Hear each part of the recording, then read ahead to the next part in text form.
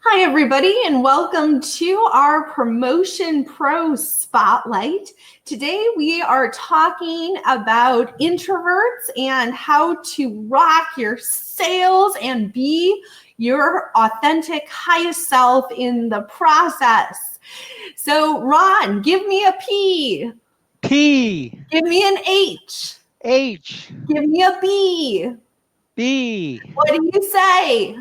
Hey, Give me a P. P, Give me an H. H, Give me a B. B. What do you say? Hey, Hey!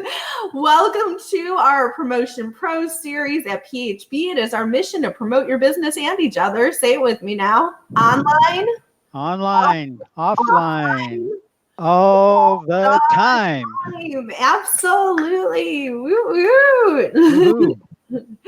So this is so exciting. We have Ron Hori with us here today. Many of you know Ron for being our chapter advisor. You've also heard him speak on sales topics in the past, and we're bringing him back for an encore performance of really teaching us from his expertise about introverts and being the sales people and having sales success that we really want to embody in our lives and do it in an authentic way. So, Ron, we're so glad that you are with us today.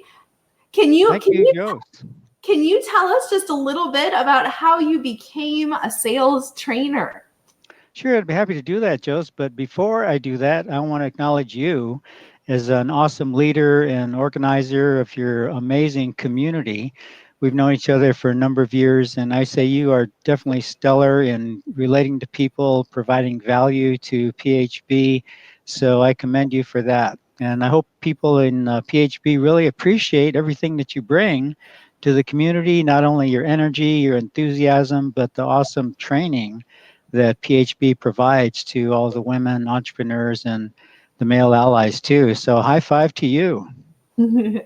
Well, thank you. As they always say, you are who you hang around with. So That was going to be one of my points. You stole one of my ideas, no, borrowed one of my ideas. But anyway, I know we want to get on to the topic.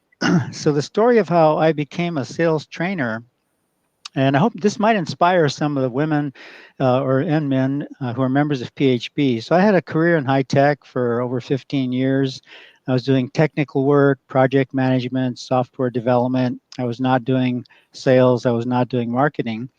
And the company was Hewlett Packard. And at that time, they were downsizing. They were going through some business challenges. So they were offering people generous packages to leave the company. So I said, I'll leave. Give me the money. And I had a side business that I was doing. So I thought, oh, I'll be my own boss. I can set my own hours. I don't have to work 50, 60, 70 hours a week for the same monthly salary. So I took the package and I launched my entrepreneur business. It was a network marketing business. So I sold consumer products and also was doing building a team. And I found it wasn't as easy as I thought it would be. So I was going through my savings, I was struggling, and I had this mindset of really being reluctant to ask people for money. I'd give products away at my wholesale price, and I said, this is not working. I've got bills to pay. And so I'm a passionate learner. So I was looking online for training ideas, went to seminars, and went to this one presentation where I met Eric Lofholm. He's not a household name, but years ago, about 20 years ago, he was the number one sales trainer for Tony Robbins. And so I listened to his program. He made an offer and he talked about a sales philosophy that really resonated with me. And I can talk about that later. And so I went through his programs and definitely helped my business and took some of his advanced programs. And I'm a real, when I, I'm a, not only an introvert at heart, but also very analytical. So I like to study, I like to learn. Once I learn something and I know I can implement it, then I take action. And so I took action on what I learned. And over a period of about 18 months, I was learning more and more from Eric Lofholm. And then he invited me to become one of his independent sales trainers. And because I'd gone through personal development, I said, yes, tell me more about that. So I've been an independent sales trainer representing Eric Law Firm since 2012. And I've been doing that ever since. And back to my story, one of the things that as I was struggling after I left the company, I was determined not to have to go back and get a job. I was really determined. And so there were definitely ups and downs, and still there's still ups and downs. That's part of life. But so to me, just that determination and drive and even passion to keep on going, that's what keeps me going even today. So that's the short story of how I came from my high tech career to now being a sales trainer and sales coach. And, and the thing I especially love, this being a training around introverts, is for everybody that doesn't know this about Ron, because he comes across as somebody, that's so personable, and we just know him and love him, and he's out there all the time. The thing you might not realize is that Ron is actually an introvert. Yes, I am. Yes, don't tell too many people. That's true. Absolutely. So I'm curious, Ron, what is your definition of being an introvert versus being an extrovert? Okay, I'd be happy to explain that. And one thing I want to mention is, it's not about labeling people. It's not putting into a box. And I'm still learning more and more about what these differentiations are. But so basically, one thing that I learned even recently is it has to do with energy level and being around people. So what I learned even last night was that extroverts, if they're alone, it actually lowers their energy. And when they're around people, and the more people, the better, it actually increases their energy, increases their energy level. And it's very different for introverts. When introverts are around people, let's say for me, a while ago, if I was going to a networking event, just being social, talking to people, it actually lowered my personal energy. So I would need some alone time to basically recharge. So that's just one aspect of introverts versus extroverts. And there are whole other dimensions in terms of what are the strengths of introverts and what are the strengths of extroverts, and weaknesses also. But that energy level, I could really resonate with that, because I've learned how to recharge myself after, let's say, if I give a talk in front of a group or if I go to a networking event, then I do need some downtime to recharge. So just being aware of that, it's normal. And so it's nothing to feel bad about. So I think one thing about introverts, we may have a lot of self-criticism. And so that's one thing to be aware of. And there are ways to overcome that too. Gotcha. I could definitely relate to being an introvert, because believe it or not, I'm also, an introvert Oh myself. my gosh, you're kidding. And and Let's form a club. I'm part of the club, right? Like Yes. attracts like, right?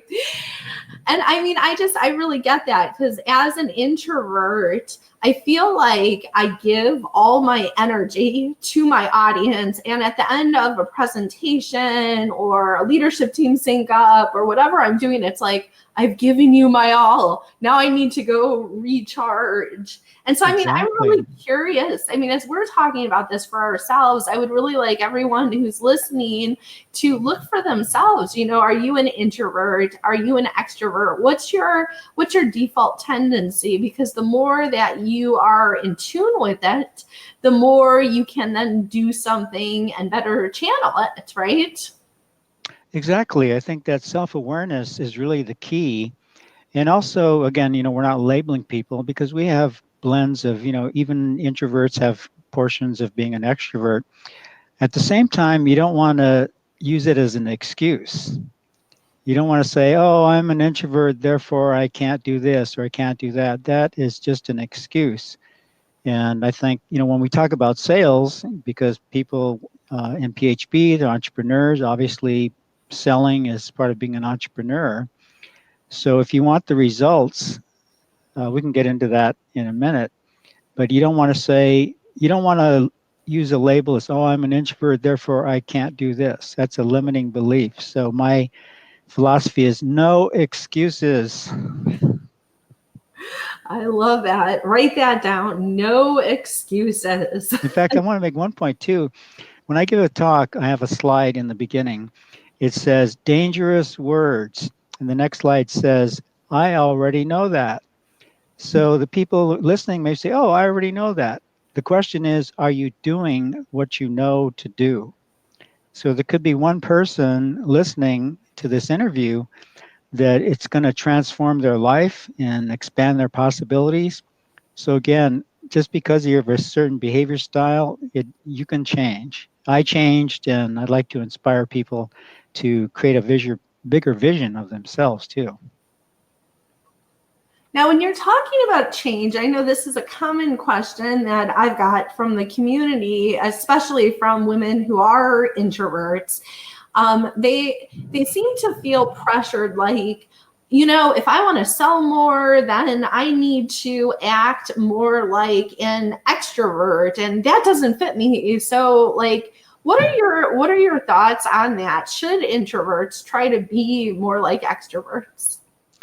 I don't think you necessarily have to be like somebody else. You don't have to change your natural behavior style. The one of the keys is being aware of the other person, because I think many people, not necessarily introverts alone, they're always thinking about themselves. So what are they thinking about me? So the idea, there's a phrase you might say is called energy matching with the person you're talking to. And so you want to don't focus on yourself so much, but be aware of who you're talking to. And also, we're going to talk about how you can stretch your comfort zone into being able to adapt to different personality styles, behavior styles. So I would say you can still be authentically yourself and not have to act, you might say, in a certain way, but also shift your energy to be able to match. Let's say if somebody is an extrovert, if you meet an extrovert, just learning how to relate to somebody like that. And so that it's a subconscious way of creating rapport and even trust with the other person. So it's not about acting; it's more about being, and also knowing what you're capable of doing going forward.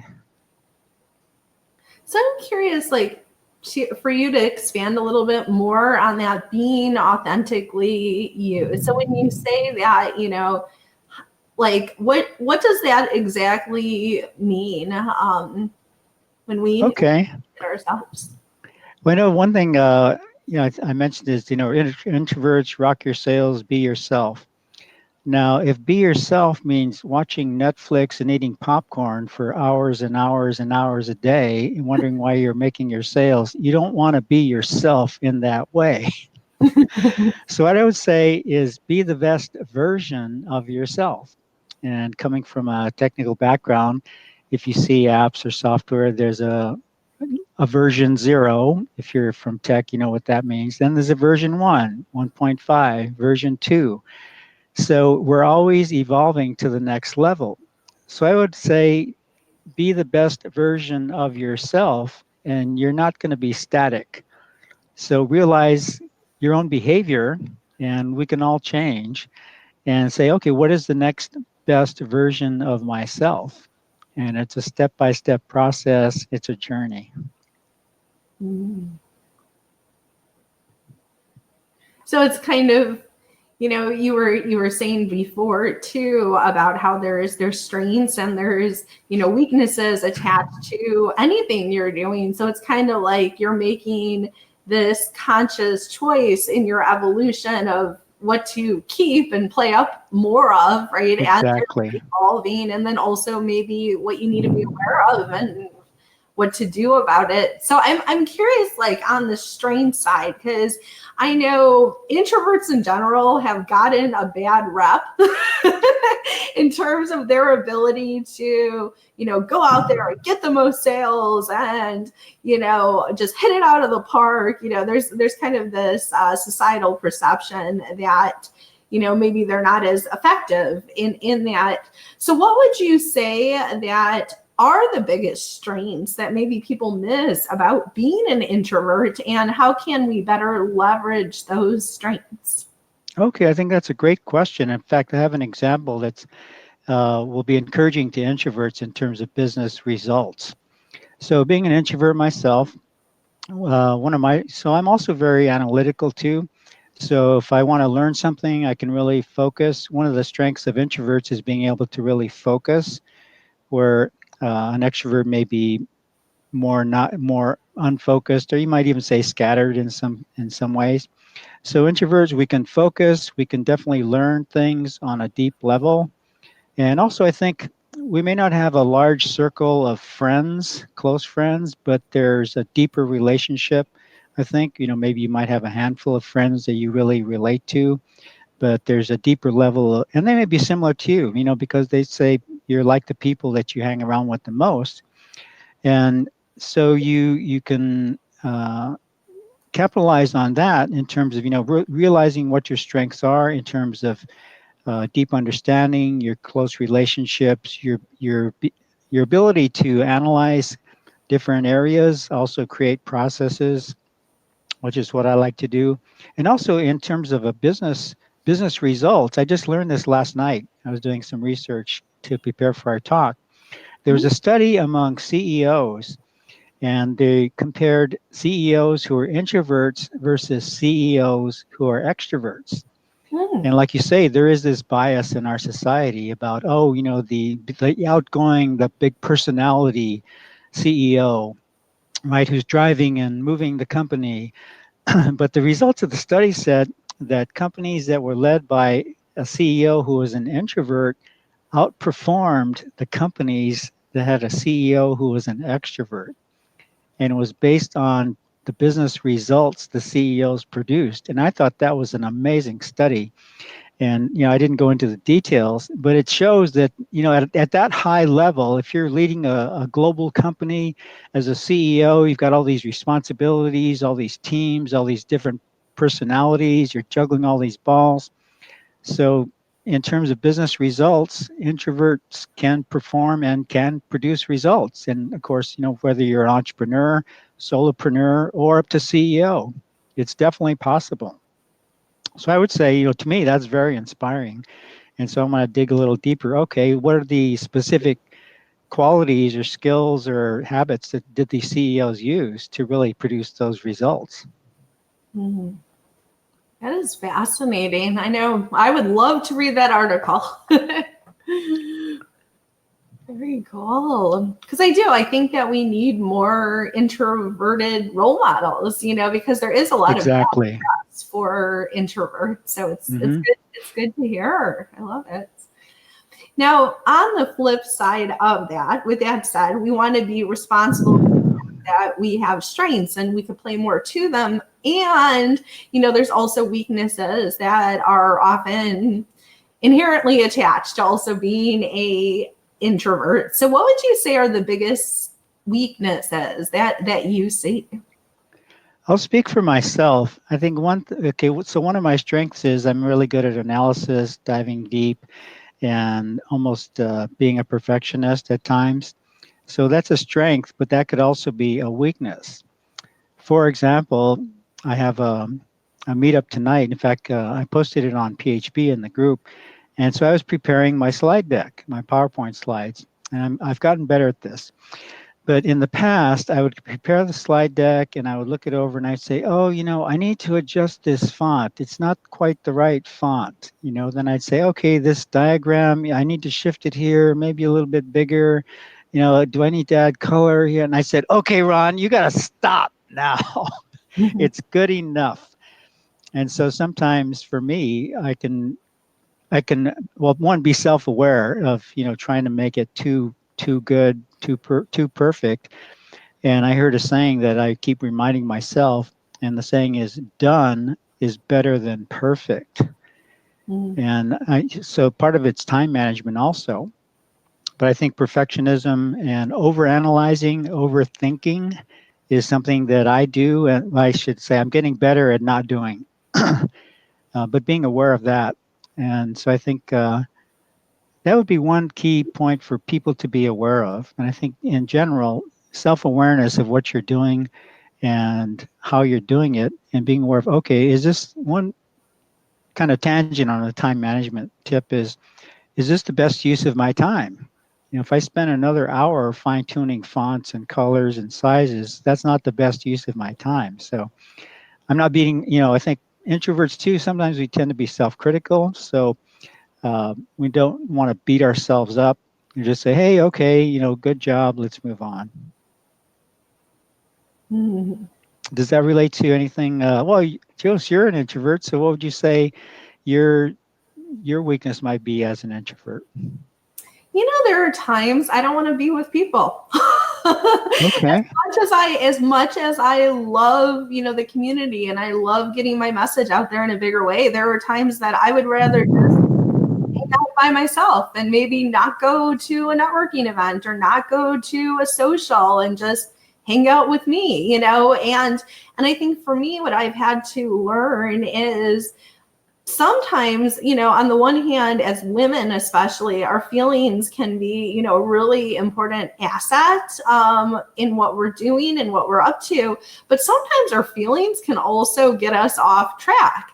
And just because I don't feel like it doesn't mean it's an indication not to do it. And Mm-hmm. I have to put what's best for my business ahead of my personal comfort, and it's tough because sometimes I don't feel like being with people. I don't feel like having one more conversation or doing a win-win one-on-one or group chat, but I do it anyway, right? Even knowing my tendency.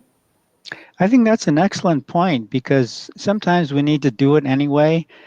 Sometimes I have a full schedule and maybe I didn't get enough sleep the night before, and so I have to just push through it. But at the same time, being aware that we do need that downtime to just relax, recover, recharge. Because if we keep pushing, pushing, pushing, it's a formula for burnout. So I think being aware of the need for that either personal alone time or with small groups or with even with a partner. And even if you're with a partner, people might say, oh, hey, I need some downtime, because people opposites tend to attract. So sometimes if people are in a committed relationship, the introvert might be in a relationship with an extrovert. And so they might say, hey, let's go out. There's a party tonight, let's go.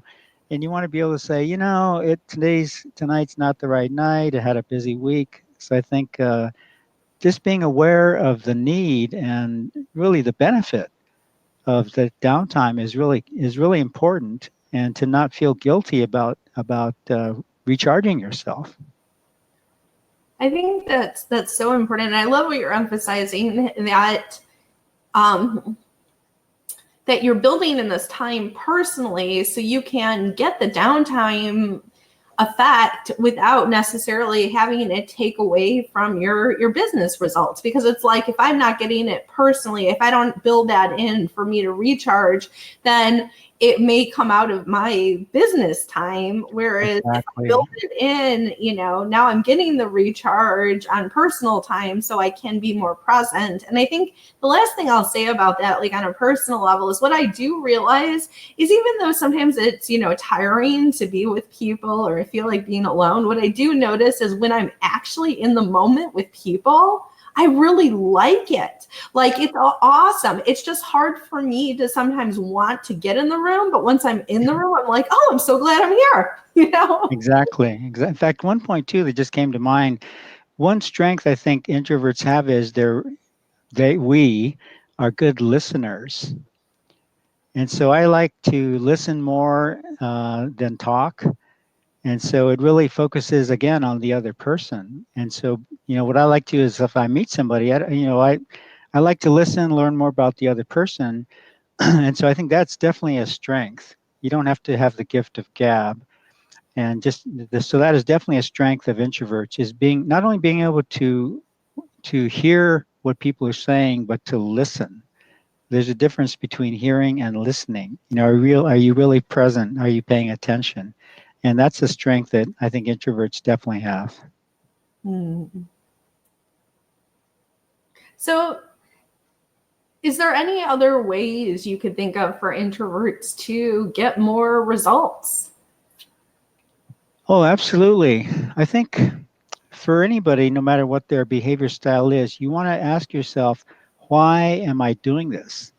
And it has to go with vision and what's your passion. For example, when let's say with PHB, there may be women who are entrepreneurs.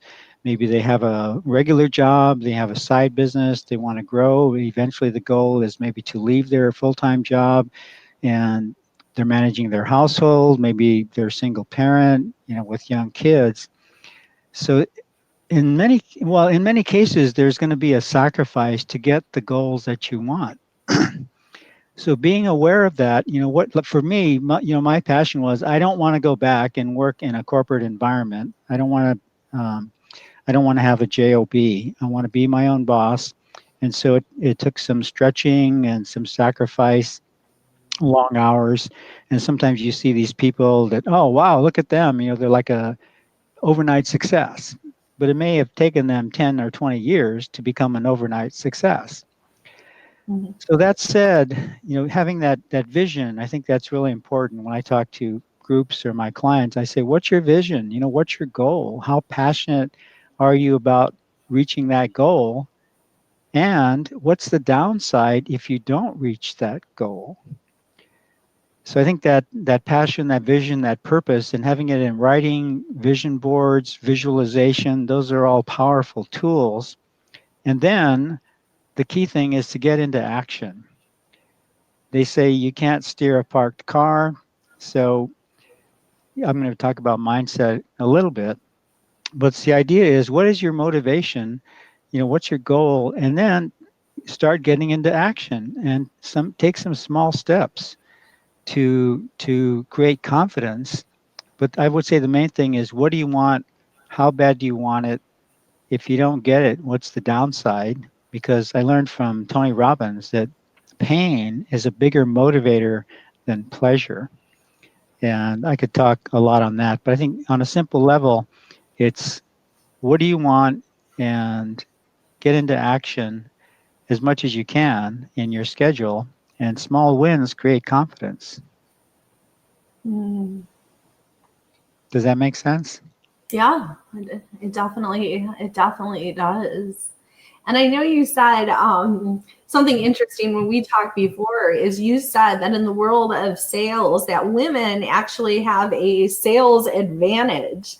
And I thought that was really interesting. And something you might not know about Ron is Ron actually is an awesome male ally, not just for PHB, but he's actually one of the only men I know of that was accepted into an all women's group. It was called Viva.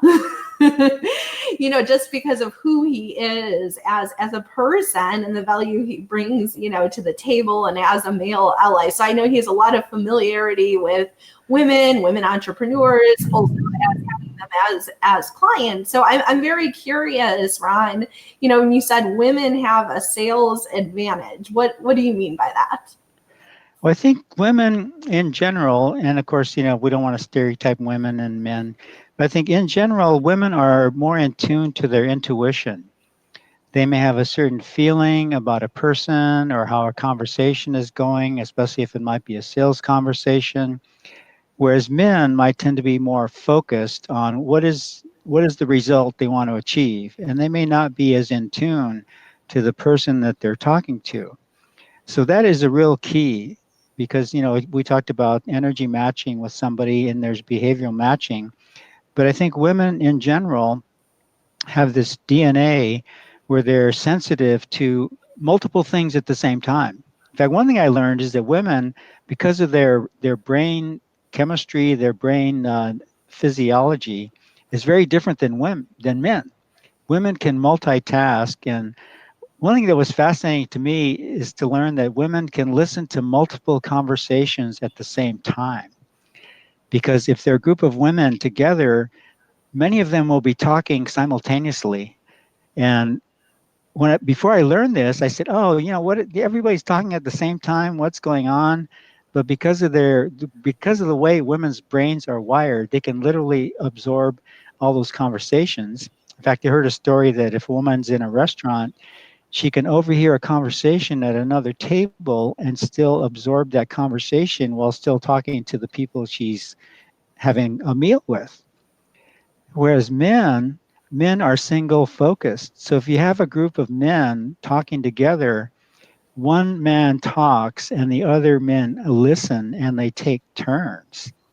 Mhm. So that I'm a big student of neuroscience because there's some exciting things happening in that area. But learning about just the fact that our brains are wired differently, that's why we behave differently.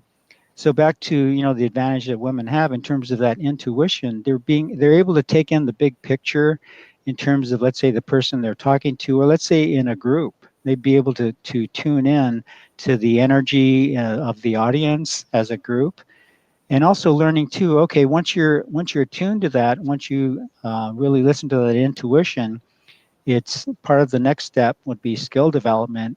Is okay, you have this intuition now. How do you act on that intuition? But that the difference in brains between men and women is fascinating. Men don't do things just to annoy women, and vice versa. Although it feels like it sometimes. Well, if you don't understand it, you might say, "Why are they doing that?" It's totally annoying. Well, that's just the way their brain works. And so you can be more accepting, right? Be more in the moment and less judgmental, and even judgmental about yourself. Mhm. Mhm. So it's interesting, you're bringing up judgment, and when we talk about judgment, like you said, I mean, as introverts, I mean, oh my goodness, as women, it's very common to be critical and in the world of paying attention to judgments, not only of yourself, but also being very concerned of how the world could be judging us. So, what would you say, Ron, to women entrepreneurs out there who, especially introverted women entrepreneurs out there, who they want to join conversations, but they're like feeling a little intimidated. They're worried about what people might think of them. How should they think about that situation? I have a simple answer for that. Some people say, "Oh, if I do this, what are people going to think? Or if I do that, what are people going to think?" Here's the bottom line: people are not thinking about you, they're thinking about themselves. They're worried about what you're thinking about them, right? And so it's moving away from a me focus to a we focus in terms of how are you interacting with the other person, especially in a sales conversation. And part of it is developing confidence. But the bottom line is people aren't thinking about you. Don't overthink it. Don't worry about it. And I'll put on my coaching hat. I'll say, just get over it. Because people really are not thinking about each of us as individuals. They're thinking about themselves, or they're totally distracted. So I would not worry. And it takes time to create that mindset, to create those different connections in our brains. So again, it starts small, but just realize they're probably wondering more about what you think about them. Mm-hmm. That's what really helped me change my own mindset also. Yeah. And I know for myself too, it's like when you're so focused on yourself, it's very hard to be present to what's up for other people. So I mean, I love what you're saying, like just getting in that world right from the get-go, that it's not just about me, it's about we, and going in from that context, I would guess would also affect how the conversation goes. Exactly, exactly. It's being present, not worrying about, oh, what should I say? And especially, again, about listening to the other person. Because if you're worrying about what people are thinking about you, you may not be paying attention to what the other person is saying. And again, this is where you can tap into the intuition and really, really listening. And there's that skill of active listening. One way you can increase your listening skills is asking the person, "Oh, let me see if I understand what you're saying. Did you mean this? Dot dot dot." So it does a number of things. It makes the other person realize you're really paying attention to what they're saying. And it also puts your, so I think one of the ways people can get over that, worrying about themselves, is focus on the other person. How can you be of service? And especially in a sales conversation, how can you really find out what is their real need? If you have a product or service that you have, you want to really dig deep and to find how much does this person, or how could they benefit from this product or need that I have to offer? And part of it, a big part of it, is asking questions and really listening. Because I was talking to one of my clients, I said, you need to talk less and listen more. And when you're talking, you should be asking questions. And so it just totally puts the focus on the other person. And when you do that, you put yourself in the background in terms of being concerned. And again, part of it is confidence, but also just that other focus is a real key. Now, for some people listening to this training, they're thinking to themselves, "Oh yeah. Well, I mean, I do that. I'm out there." But then for other people listening, I mean, this is a real stretch to actually have to, reposition how you think about how you're interacting with people, and this is really going to cause them to have to step out of their comfort zone. So, Ron, do you have any tips for how can you step out of your comfort zone? Yes, and this comes from my own experience. I'll give a small tip and then give a big tip. So in the morning, I'll go out and I'll take a walk around the block just to get my body moving, or I'll go jogging. Well, let's say I'm walking. And I said, I'm going to make a habit of saying good morning to everybody I pass by. Let's say if they're walking towards me. And I started doing that. And, I would say good morning. And the person would say, oh, good morning. And the other day, there was this one gentleman walking towards me. He had a beard. He was pretty husky, um, pretty macho looking, kind of gruff. And I said, okay, I had decided up front, I'm going to say good morning to everybody I pass when I'm walking. So I took a deep breath and I said, good morning. And then this gruff looking tough guy had this big smile on his face. Hey, good morning. How's it going? I said, it's going great. Hope you have a great day. And as we passed each other, I was laughing to myself and I said, Ron, that's a great example of stepping out of my comfort zone, because people, we're more connected online, but we're less connected offline and in person. Anyway, I could rant on that a lot, but I won't. So just this act of communicating with another human being, and to remind myself that people will acknowledge you if you take the first step. So as I was walking past him, I said, Ron, there you go, right? Take the first step, say good morning. And then this other person, he actually kind of lit up. He had this big smile, as opposed to just passing like ships in the night, right? Ignoring people, looking down, looking the other way. So that's a small tip. And it sounds simple, right? It sounds simple, but I would suggest people to try it. And the first few times you may not do it, but I would say commit to, if you're walking around the block or whatever in the park, just say good morning to everybody you pass. So that's a small step, because again, small wins create confidence. The biggest tip that I can recommend to expand your comfort zone is to practice public speaking. And I speak about this from my own experience. So I would suggest visit a Toastmasters club. Toastmasters is an international organization. They teach not only public speaking, but leadership. And one of the big things about Toastmasters is they don't expect you to have any experience at all in public speaking. That's the whole purpose of the group. And so people can visit a club and it's also a great networking opportunity too, because people who join Toastmasters, they tend to be people who are stretching their comfort zones just by joining. And then you have people with advanced skills who are very happy to mentor and coach new people like myself. When I first joined, I was a little bit intimidated, but I said, I need to expand my comfort zone. I need to create more confidence. And so I visited a club, very supportive.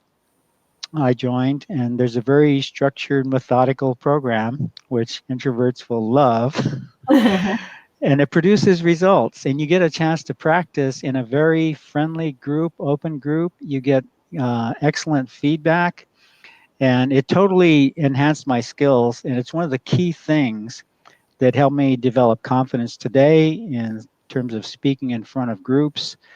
And also, too, this is kind of an aside, it's part of a little bit of my story.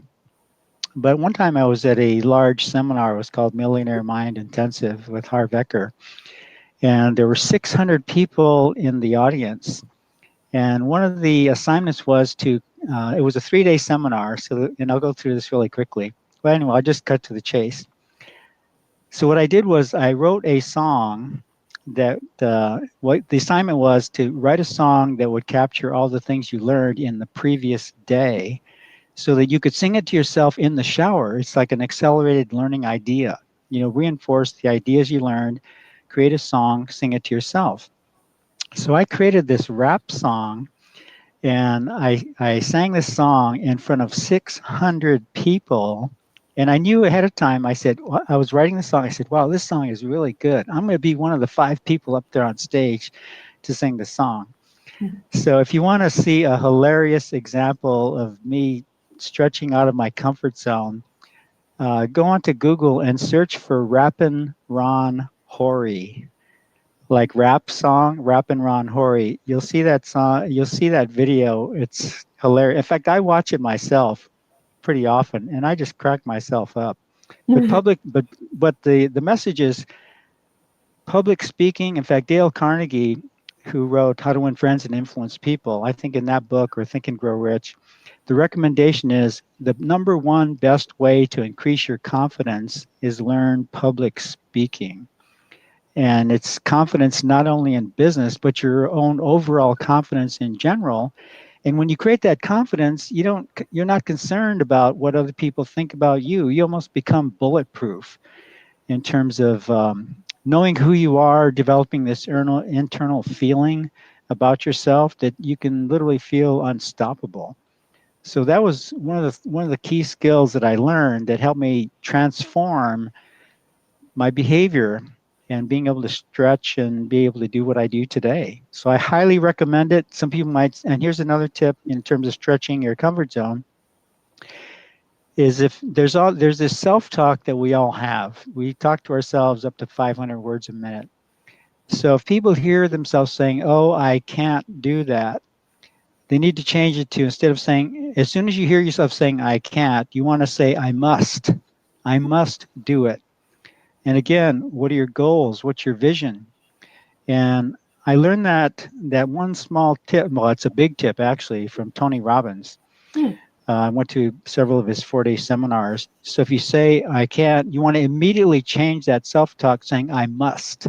I must do this. If I want to get to where I want to go, if I want to produce the sales results that I want to produce, if I want to grow my business, you replace, "Oh, I can't do that." "Oh, I must do it." And it's a way to change your internal self-talk, which is another way to just be aware of what you're saying to yourself. And you can once you listen to what you're saying, you can change it. I think that is very powerful, Ron. And I hope everyone's writing that down. I know at PHB, we love to have our Post-it notes, probably one of the best things you invest in.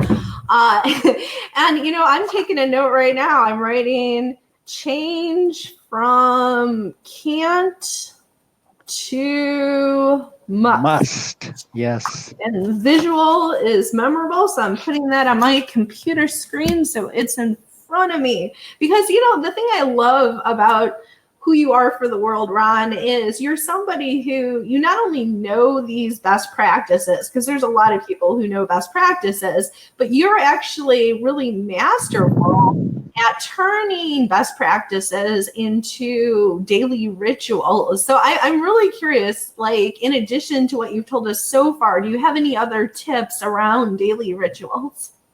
I do. In fact, I'm a passionate learner. I believe lifelong learning is essential these days. So in my morning routine, I'll go through it really quickly. I basically get up, I'll drink a bottle of water before I brush my teeth. I want to move my body.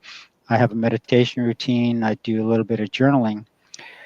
So if people one of the things I would recommend for people to start doing as a morning routine is do not wake up and check your cell phone the first thing. That's the worst thing that you can do, unless you're a doctor or you're a paramedic, right?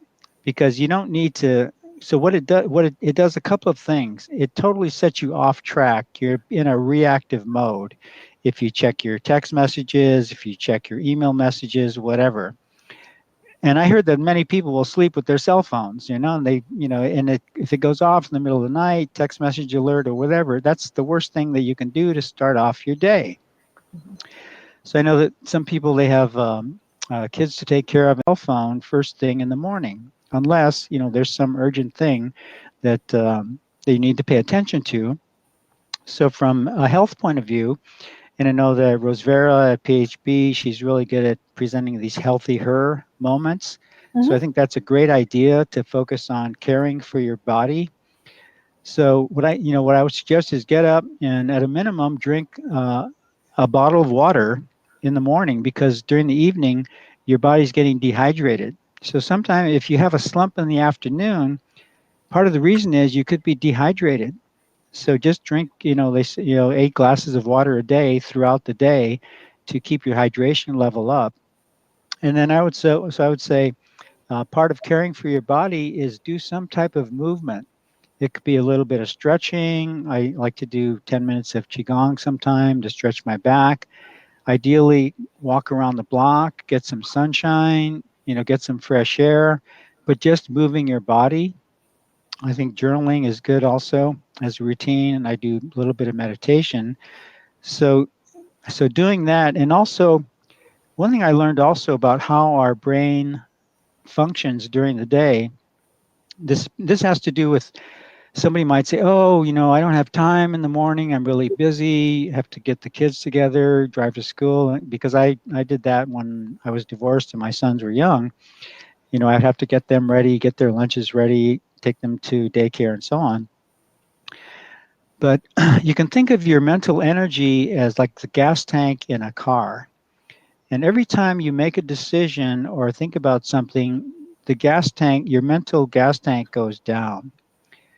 So in the morning, if you're looking at email and you're looking at all these distractions, it's draining your gas tank. And so if you keep doing that, by the time it comes to the afternoon, your mental energy is going to be low. And it's not just because of lack of sleep, it's because every time you make a decision, doesn't matter how small the decision is, it drains your mental energy. And when I learned that, I said, oh my gosh, this is amazing. So what I do is whenever I can, I'll wake up, I'll go through my morning routine, and then I'll spend at least the first hour planning out the day or even working on a specific project. Like this morning, I had to do an errand, but I came back and I wanted to really focus on some of the topics that we wanted to talk about today. So the number one tip is don't check your cell phone in the morning. Move your body. So I would say protect your mind in terms of what you allow into your mind and what you're going to be in a reactive state to, and then care for your body. Move your body. If you're sitting at a desk all day, at least once an hour, just stand up. Go get a cup of coffee or whatever you need to do. But don't just sit for hours and hours and hours in a row, because it can have long-term physical results that are not good. So it's kind of a short summary of some of the things that I've learned and that I also do. Mhm. I think that's very powerful. And, it's something, once again, there's one thing to listen to what Ron's saying, and it's another thing to actually take a stand for being masterful at the habits you wish to create in your own life, right? So I highly recommend to everyone listening to take this as very practical advice for how you can structure your days and your weeks and your life, and bring that into your Rock Your Week action plans week over week over week, and continue to share with the community what's working for you and getting new ideas from each other, because how we structure our days directly affects the results we get for our weeks and our months and our years. So I really appreciate this, Ron. This is really great, and built on years and years and years of your experience of best practices. In fact, one thing I want to remind members of PHB is the net walking events. That's a great way to get the benefits of being outside plus networking with people.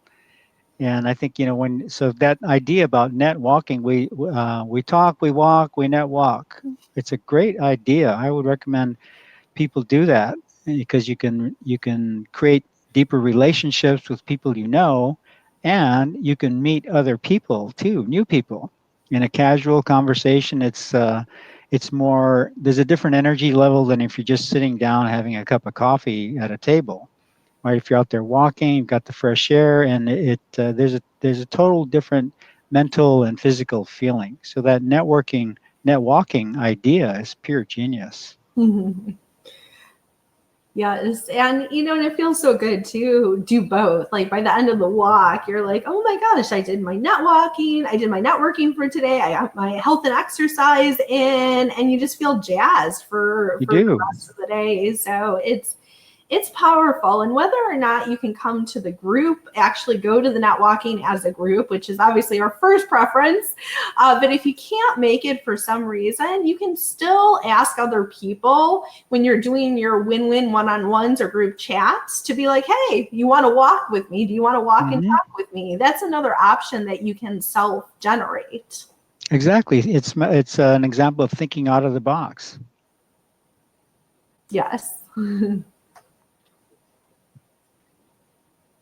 So, when we're talking about meeting with people, whether we're walking with them or we're seeing them at an event, I'm curious, like, Ron, what would you say is really key to making a great first impression?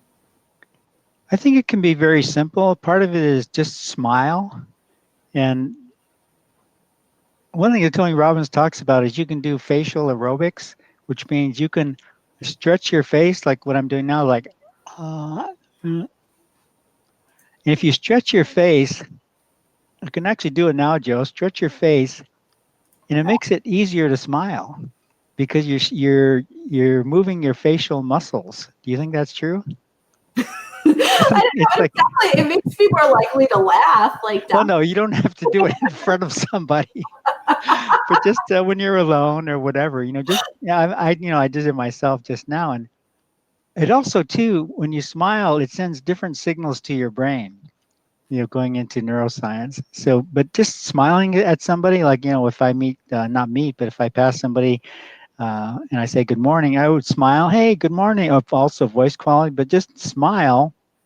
And then if you're in a networking event, be the first to introduce yourself. Part of it is creating that first impression, saying, hey, my name is Ron, nice to meet you. What brings you here tonight? Just that smile, and also making eye contact.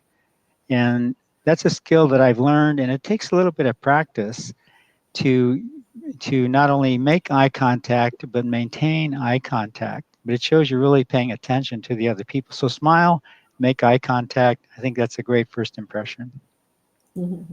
Oh, also too, let's say if you're meeting men, you want to have a firm handshake with men. You don't want to have you don't want to shake hands like a fish, like squirmy and mealy. And it's something that men will notice. You don't have to crush their hands, but it's one way you can create rapport with a man or anybody. Shake hands the way they shake hands. If it's because in Asian cultures, it's common more to have more of a gentle handshake, whereas in America, it's more of a firm handshake. So when you grab their hand or shake their hand, you can notice right away, is it firm, is it gentle? And it's another part of energy matching, which creates a subconscious rapport. So, speaking of rapport and how we're coming across, I know that you brought up confidence a couple of times during this.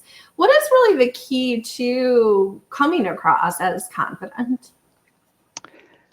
I think it's something that happens over time because when I transitioned from the shy kid in high school and so on to my career in high tech and being what I'm doing now, people may see me, oh, Ron, you're such a great speaker. You know, you seem so confident. Well, you didn't see me years ago when I felt like I was trapped in a box. And I was not only introverted, but I was scared of people. I had this anxiety.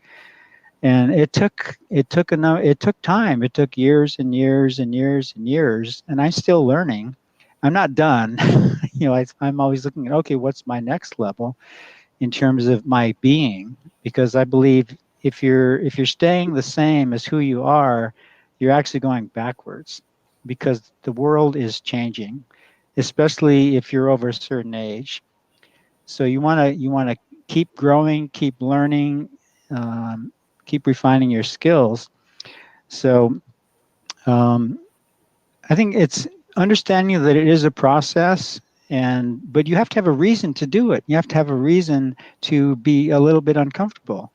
So I think a big part of confidence is being comfortable being uncomfortable. So you may feel those little butterflies in your stomach at a certain time, but whenever you stretch your comfort zone even a little bit, it never goes back to its original size. It's like exercising. You know, if you exercise, your muscles are going to get stronger. It doesn't happen all at once. Mhm. So I would say do something on a regular basis to do something uncomfortable, and gradually it'll become a habit. Got it. Now, is there anything, I mean, being in Toastmasters, having seen a lot of people speak, and also being definitely a high powered connector out there and meeting people, are there any like telltale signs that somebody is nervous and they don't even realize that they're showing these signs? One thing I notice is that if somebody tends to laugh as they're talking, that could be a sign of nervousness. Because I'm thinking of one woman that I know, she's a super powerful person. But sometimes when she's talking, she'll have these little giggles. They're saying, well, you know, this and that. And then she go, sort of thing. And because I really pay attention to people and how they express themselves, and I know her pretty well too. So if I didn't know her, I would say, oh, you know, this person, is almost kind of flaky in a way. They didn't project that confidence. So again, I think it's being aware and also maybe asking for feedback. I think you can have, friends that can be um, informal coaches in terms of giving people feedback. But I think, nervousness, maybe looking down, um, not having eye contact, because when you in fact you can, once you start learning how to maintain eye contact, you can really see how other you can watch other people's eyes. And if their eyes are darting around, one thing is probably they're not paying attention to you, and part of it might be nervousness too.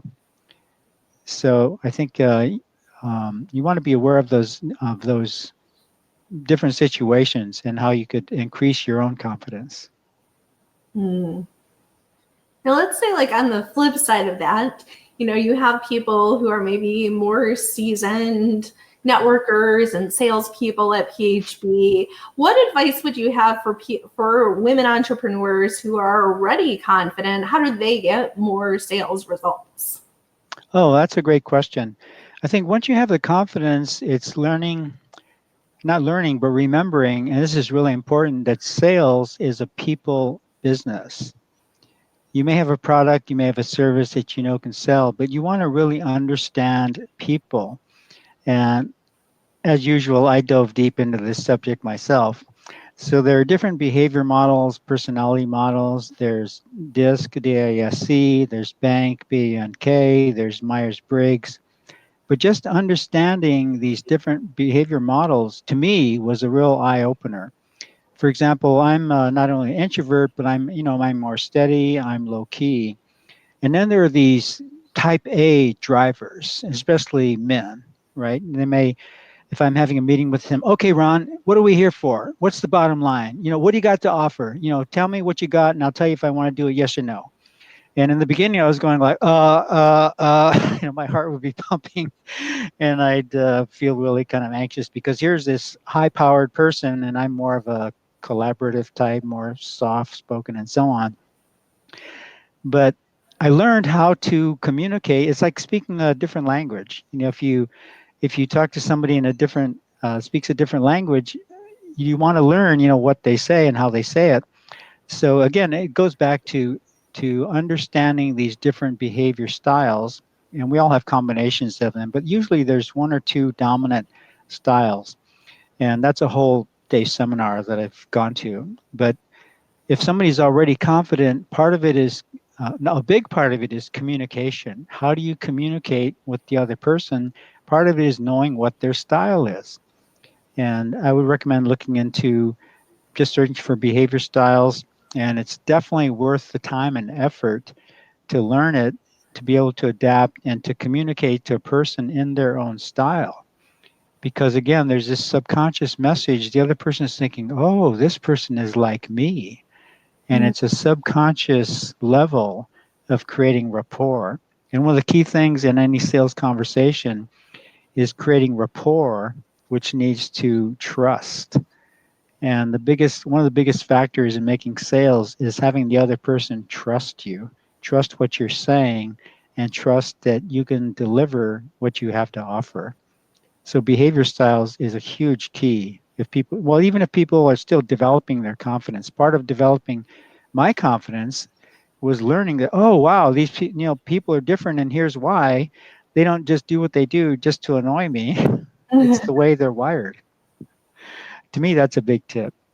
I love that. That goes back to that whole moving from me to really a we dynamic and getting Yes. other people's worlds. I mean, that's huge. And from what you said earlier before, I mean, we really have some advantages in doing that as introverts and also as women, from an intuitive level, from a focus level. I mean, it's pretty cool. Listening level. Yes. So I know you gave us some really great information today, Ron. If there was only, three really important things that you really want more women entrepreneurs to walk away with, what would those be? One of the main ideas is that you can change your behavior. I'll kind of combine all three in one. One is being aware of your mindset.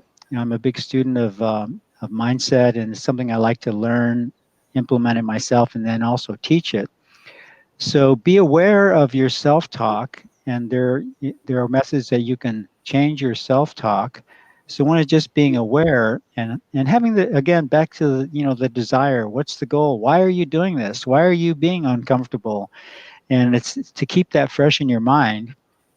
So the mindset is part, and another is remembering that it doesn't happen overnight.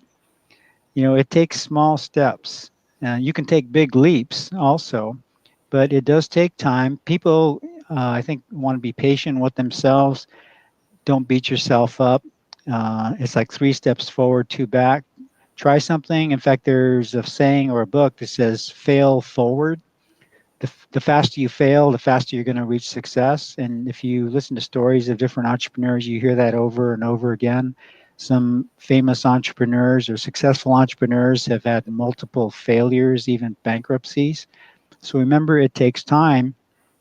And so again, know your why, keep that in mind, be patient with yourself. Mm. And I know, you've taken us on more of a high level journey today in the exploration of who we are and being our best selves and insights into introverts and extroverts, and to take that next step from getting it from a high level to really putting it into action in our own lives and our own businesses. Do you have any programs or ways that our community can work with you and stay in touch with you? Thank you for asking. One thing that I'd like to offer for the members of PHB is I can offer a 30-minute discovery call. And what I would want to learn from whoever wants to take advantage of this, I want to find out what are your goals, what are your challenges, and I would promise to deliver at least one golden nugget to help overcome that challenge. So if anyone in PHP wants to take advantage of that, they can send me a text message. My cell phone number is 408 857 1145. Okay, That's four. Ron, can you say that one more time? I'm going to put that up on the screen. Go ahead. Oh, okay. It's 408 Mm-hmm. 857 1145. Okay. So it's a 30-minute discovery call. I'll be happy to chat with anyone on PHB who has any questions or wants any guidance or suggestions. And also another way people can keep in touch with me on a regular basis, I do a meetup once a month and it talks about sales. And I believe I posted an event that's coming up tonight in the PHB group on Facebook. Mm-hmm. So it's free. It's a free event. People can join my group, and when they join, they'll get regular announcements. Tonight, the meetup is going to be at 6:45 p.m. They can look in the Facebook group for the details. And actually, one of my most popular topics is introverts make more sales even if you don't like to sell. And that's where I shared some specifics to people. There's a different topic tonight, but because that topic was so popular, I'm going to do it at least once every 2 or 3 months, so people can join my meetup group and keep in touch with me, and also see me for 45 minutes or an hour once a month, where I'm going to give specific tips on specific aspects of sales. So in addition to the 30-minute discovery call, people are welcome to join my meetup group and come to my events.